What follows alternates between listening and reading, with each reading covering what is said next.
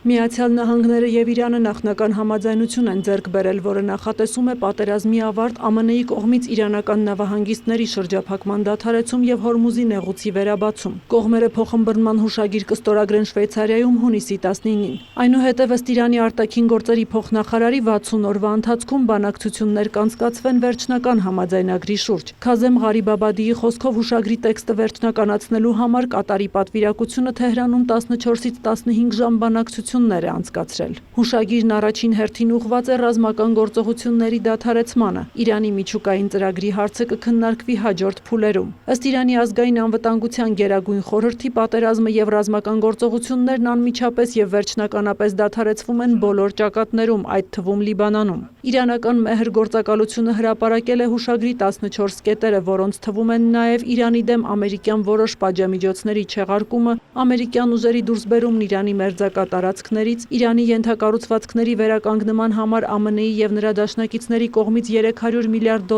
նախագծի մշակումը, $24 միլիարդ իրանական ակտիվների ապասառեցումը։ Բացի այդ, Թեհրանը պարտավորվում է չստեղծել միջուկային զենք, Վաշինգտոնն էլ պարտավորվում է չմիջամտել Իրանի ներքին գործերին եւ հարգել նրա ինքնիշխանությունը։ Նախատեսվում է նաեւ վերջնական համաձայնագրի հաստատում ՄԱԿ-ի անվտանգության խորհրդի բանաձևով։ ԱՄՆ նախագահ Դոնալդ Թրամփը հայտարարել է, որ համաձայնագիրը խաղաղություն եւ անվտանգություն կբերի ամբողջ տարածաշրջանին։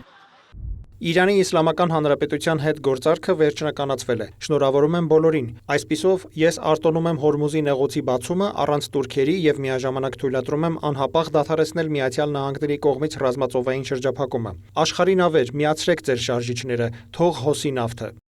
Համաձայնության մասին լուրերի ֆոնին նավթի գինը 4%-ով նվազել է։ ԱՄՆ փոխնախագահ Ջեյդի Վենսը հայտարարել է, որ այս համաձայնությունը կարևոր պահ է Վաշինգտոնի համար եւ դրանով կվերանա Իրանի միջուկային սպառնալիքը։ Նրա խոսքով այն հիմնովին կփոխակերպի Մերձավոր Արևելքն առաջիկա 50 տարվա ընթացքում։ Իրանի արտգործնախարար Աբբաս Արաղչին փոխըմբռնման հուշագրի դրույթները քննարկել է Թուրքիայի, Իրաքի եւ Եգիպտոսի իր գործընկերների հետ, շեշտել Լիբանանի դեմ իսրայելական հարձակումների դադարեցման անհրաժեշտությունը։ Իր հերթին Իսրայելի պաշտպանության նախարարը հայտարարել է, որ երկրի զինված ուժերը դուրս չեն գա Լիբանանի հարավից, Սիրիայից եւ Գազայից։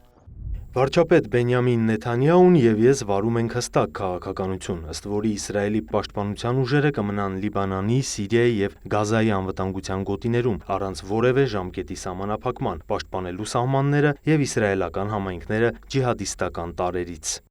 Իսրայել-կացի խոսքով անվտանգության գոտիները կմաքրվեն տեղի բնակչությունից, իսկ բոլոր ահաբեկչական ենթակառուցվածքները, այդ թվում սահմանային գյուղերի տները, որոնք ծառայել են որպես ահաբեկչական հենակետեր, կքանդվեն։ Նա հավելել է, Իսրայելը դեմ է զորքերի դուրսբերմանը Լիբանանից, չնայած առկա ճնշումներին, եւ այդ դիրքորոշումը հստակ ներկայացվել է ԱՄՆ նախագահին եւ այլ բարձրաստիճան պաշտոնյաներին։ Կացը նախազգուշացրել է, եթե Իրանը Լիբանանում իրադարձությունների պատճառով հարձակվի Իսրայելի վրա, ապա իրենք կպատասխանեն ամբողջ ուժով։ Իսրայելի ազգային անվտանգության նախարար Իտամար Բեն-Գվիրն իր հերթին հայտարարել է. Իրանի հետ ԱՄՆ-ի հաստատած համաձայնությունը որևէ կերպ չի կարող պարտադրող լինել իսրայելական կողմի համար։